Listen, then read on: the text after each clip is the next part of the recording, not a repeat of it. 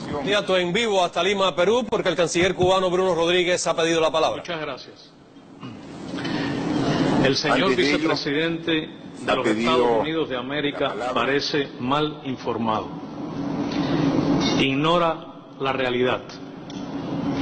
Oculta la verdad. Quiero preguntarle directamente al señor Pence si la doctrina Monroe guía o no a su gobierno en su política hacia América Latina. Quiero responderle con palabras de Bolívar.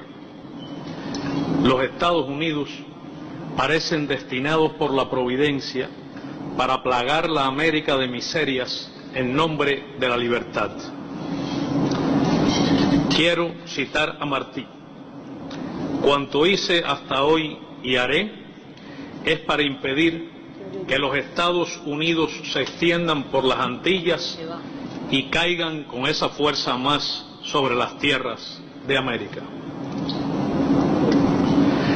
Es nada democrático atacar a Venezuela y mencionar al presidente Nicolás Maduro Moros cuando ha sido excluido y no está aquí para responderle.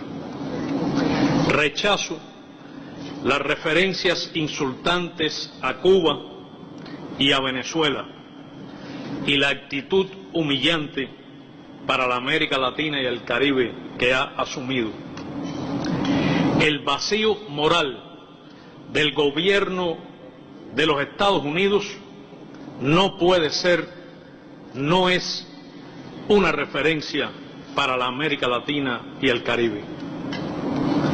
En los últimos 100 años cargan con la responsabilidad por los abusos más brutales contra los derechos humanos y la dignidad humana. Todos los gobiernos despóticos en la región, todos sin excepción, han sido impuestos o han recibido apoyo del gobierno de los Estados Unidos, incluidas las más crueles dictaduras militares. Hechos vergonzosos como la Operación Cóndor o el golpe cruento de Estado en Chile están sobre la conciencia de gobiernos norteamericanos. El país del señor Pence ha sido el primero y el único en usar el arma nuclear contra civiles inocentes. Es responsable de guerras criminales y de cientos y cientos de miles de muertos, de masacres de civiles, incluidos niños, mujeres y ancianos, a los que llaman daños colaterales. Es responsable de actos de tortura, de desapariciones, ejecuciones extrajudiciales y secuestros. El gobierno de los Estados Unidos es el autor de violaciones masivas, flagrantes y sistemáticas de los derechos humanos de sus propios ciudadanos afroamericanos, de los hispanos, de los migrantes y de las minorías. Es una vergüenza para la humanidad que en ese país de extrema riqueza haya decenas y decenas de millones de pobres. Tienen un patrón racial diferenciado en sus cárceles y en la aplicación de la pena de muerte. Es donde más errores judiciales asociados a la ejecución de personas ocurre.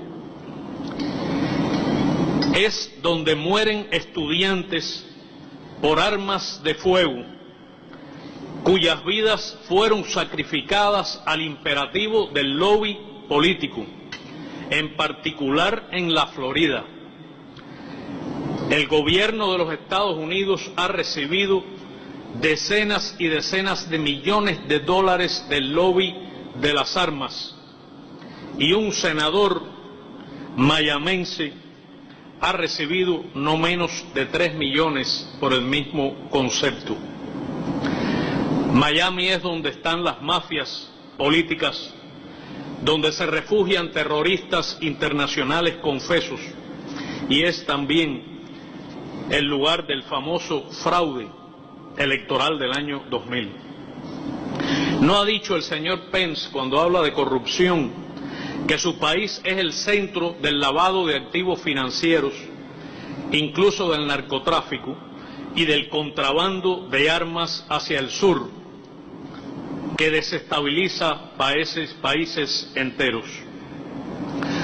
El sistema electoral que lo ha elegido y el legislativo en el que él ha servido mucho tiempo es corrupto por naturaleza, porque está sustentado de manera insólitamente legal en las contribuciones financieras corporativas y los llamados comités de acción política.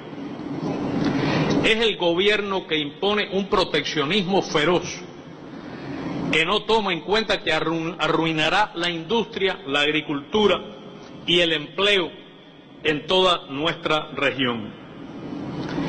Es donde el lobby político, en su tráfico, ha impuesto la idea de que el cambio climático es un invento antinorteamericano. Es el sistema político y electoral donde ha habido escandaloso tráfico con los datos privados de decenas de millones de sus ciudadanos. Si a su gobierno le interesara el bienestar, los derechos humanos y la libre determinación de los cubanos, podría levantar el bloqueo, colaboraría con nuestra cooperación internacional en vez de sabotearla, y daría fondos a los programas de colaboración médica cubana en el mundo y a los programas de alfabetización. Se ha referido de manera insultante a Cuba. Respondo con el texto de la proclama de la América Latina y el Caribe como zona de paz, firmada en La Habana por los jefes de Estado de la América Latina y el Caribe en 2014, cuyos principios incluyen el derecho inalienable de los pueblos y de los estados a darse libremente su propio sistema político, económico, social y cultural. Le respondo también con un párrafo del documento histórico firmado en el acontecimiento de esta época en el Aeropuerto Internacional José Martí de La Habana por su santidad el Papa Francisco y por su santidad el Patriarca Kirill. Escogieron a Cuba para firmar un párrafo que dice: Cuba se encuentra en la encrucijada entre el norte y el sur, el este y el oeste, isla símbolo de esperanza del nuevo mundo y de los dramáticos acontecimientos de la historia del siglo XX. Estamos a pocas horas de que se cumplan 57 años de los bombardeos de los aviones del gobierno del vicepresidente Pence a aeropuertos en Cuba, en los que murieron cubanos en defensa de nuestra independencia y soberanía, en cuya despedida de duelo se proclamó el carácter socialista de la Revolución Cubana, y sorprende que a tantas décadas haya venido aquí a usar el mismo lenguaje que llevó a gobiernos de entonces a realizar ese terrible acontecimiento.